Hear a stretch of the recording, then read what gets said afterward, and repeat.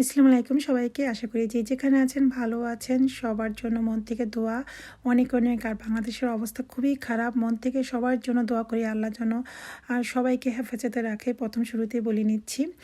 আর আজকে আমি একটা ছোট ব্লগ নিয়ে আসলাম। আর এই ব্লগটা আমার গত বৃহস্পতিবার দিন করা ছিল। ওই দিন আমার অফ ডে ছিল। অফ ডে মানে আমি আসলে ইচ্ছাকৃতভাবেই ছুটিটা নিয়েছিলাম, যেহেতু আমার ফ্রাইডেতে ছুটি থাকে। কারণ ওই দিন আমার জিপিতে মানে হসপিটালে অ্যাপয়েন্টমেন্ট ছিল আমার একটু কিছুদিন ধরে আর কি, হাতের একটু সেটা দেখানোর জন্য জিপিতে যেতে হবে। তো সকাল সকাল আমার কিছু কেনাকাটাও ছিল, কারণ আমি খুব শীঘ্রই আমি এক জায়গায় যাব। কোথায় যাব সেটা আমি নেক্সট ব্লগে অবশ্যই বলবো না ইনশাল্লাহ। তো আমার কিছু ফ্রেন্ডদের জন্য যেখানে যাব তাদের জন্য একই রকম ড্রেস নেওয়ার চিন্তা করেছি, একই রকম একই ডিজাইনের। তো এই ব্ল্যাক কালার ড্রেসটা আমার খুবই পছন্দ হয়েছে, কারণ আমি ভারী ড্রেস নিতে পারবো না। আমি যেখানে যাচ্ছি আমি যেহেতু আমি প্লেনে করে যাচ্ছি, বুকিং দেওয়া হয়নি, জাস্ট হাত ব্যাগ, আমি এক সপ্তাহের জন্য যাচ্ছি। তো হাত ব্যাগে তো এত কিছু নেওয়া যাবে না, তো এই জন্য পাতলা টাইপের কিছু ড্রেস নিয়ে নিলাম, ভারী কোনো ড্রেস নিলাম না। তো যাই হোক, ওইখান থেকে আমি শপে চলে গেলাম, ওইখান থেকে দেন আমি আবার হসপিটালে চলে এসেছি। তো আমি সিরিয়ালে বসে আছি, একটু পরে আমাকে ডাকবে। আর আপনারা দেখতে পাবেন ডক্টর আমাকে অনেক সাজেশন দিয়েছে, থেরাপিও দিয়েছে। তো দেখেন তাহলে।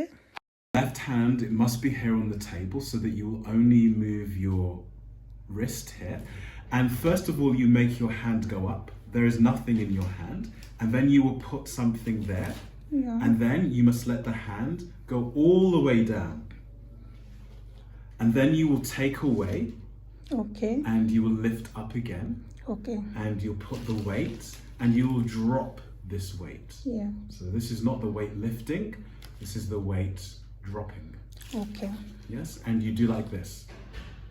Okay. Okay, thank you.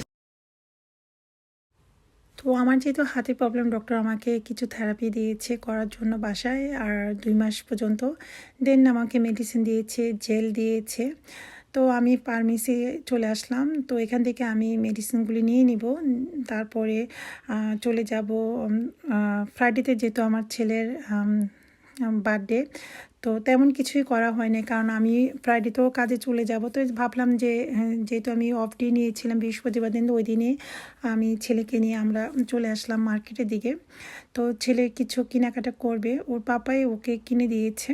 তো নাইক, সরি, ও নাইক ছাড়া কোনো কিছু পরতে চায় না, যেহেতু বড় হচ্ছে। তো ওর পছন্দ অনুযায়ী কিনবে, তো সেই জন্য ফার্স্টে চলে আসলাম জিডিতে। দেন ওইখানে কিছু কেনাকাটা করে ছেলের পছন্দ অনুযায়ী তারপর চলে আসলাম আমরা সবাই মিলে। হুটহাট করেই ডিসিশন নেওয়া হলো বাইরে খাবে সবাই। তো ছেলের বার্থডে উপলক্ষে আসলে বাসায় তেমন কিছু আয়োজন করা হয় না, তো আমরা সবাই চলে আসছি রেস্টুরেন্টে। তো পঞ্চখানাতে চলে আসলাম বাঙালি খাবারের জন্য, কারণ এখানে প্রত্যেকটি খাবারই অনেক টেস্টি, অনেক ইয়ামি হয়।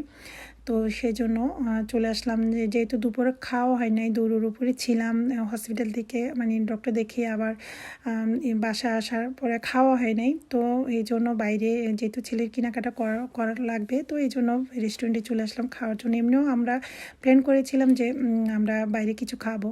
তো বাসায় আসার সময় একটা কেক ছোট নেওয়া হয়েছে, তো বাসায় সবাই আমরা এই কেকটা মানে ছেলে কাটলো আর কি, এই ছিল আয়োজন। তেমন কিছুই করি না, কারণ হাতে সময় ছিল না, আমার শরীরও ভালো ছিল না, আর সেজন্য আর কি তেমন কিছু করা হয় না। তো আমার ছেলের জন্য সবাই দোয়া করবেন মন থেকে, আমার ছেলের জন্য আল্লাহ অনেক হায়াত দান করে, আর বড় হলে যেন মানুষের মতো সৎ মানুষ হতে পারে।